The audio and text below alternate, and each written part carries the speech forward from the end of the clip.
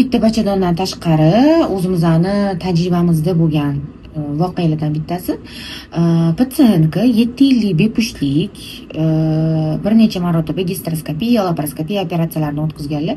Bachadon ichida Asherman sindromi bo'lgan, ya'ni endometriy o'smaydi.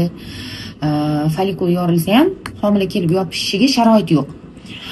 Va bir kun patsientga tushunib yetyaptilarki, hayz kelmayapti va test qilsalar, testlarda ikkita chiziq.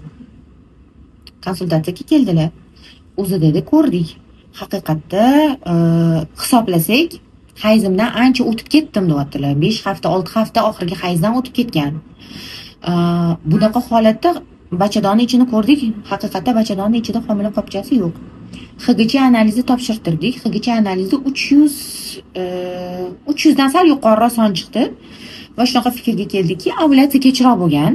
Chunki folikulalari ko'p qiziydi. Ovulyatsiya kechroq bo'lgan, o'shani hisobiga kechroq homiladorlik chiqdi va oxirgi hayz muddatiga homiladorlikning muddati to'g'ri kelmaydi degan xulosaga keldik.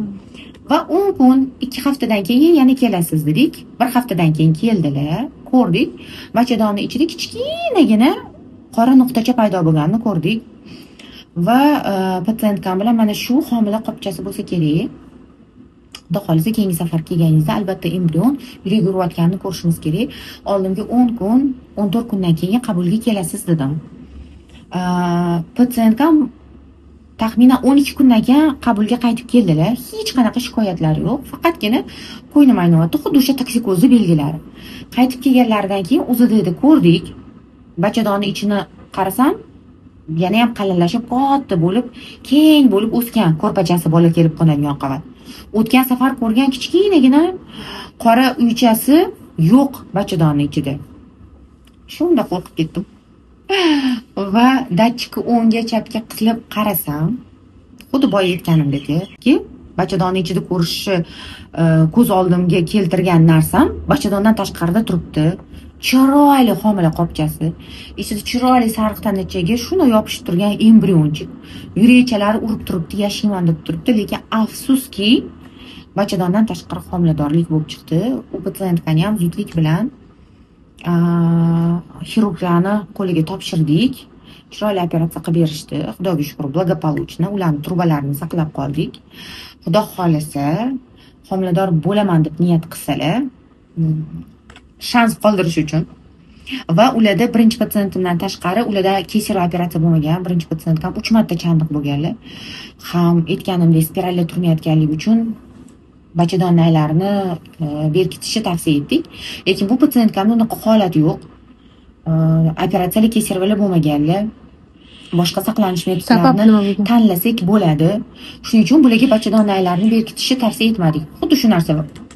Bunda olib qaraganingizda diagnoz bir, o'tda ham bachadondan tashqari homiladorlik, bo'tda ham bachadondan tashqari homiladorlik, o'tda ham 3 ta farzand bor, bo'tda ham 3 ta farzand bor, lekin birinchi aytib bergan holatimda homilador bo'lish xavfli bo'lganligi uchun yaqinda 9 oy oldin kesarli bo'lganlar va saqlanishi mos keladigan metodlarni tanlamagan, saqlanishga mos keladigan metodlarni tanlash qiyin bo'lgani uchun ularga bachadon naylarini berkitishni tavsiya etdik. Hatto reproduktorlar bachadon naylarini berkitish operatsiyasiga qarshimiz. Hattoki ayol kishi bo'ldi, tug'mayman degan taqdirda ham imkon qadar trubalarni saqlab qolishni tavsiya etamiz.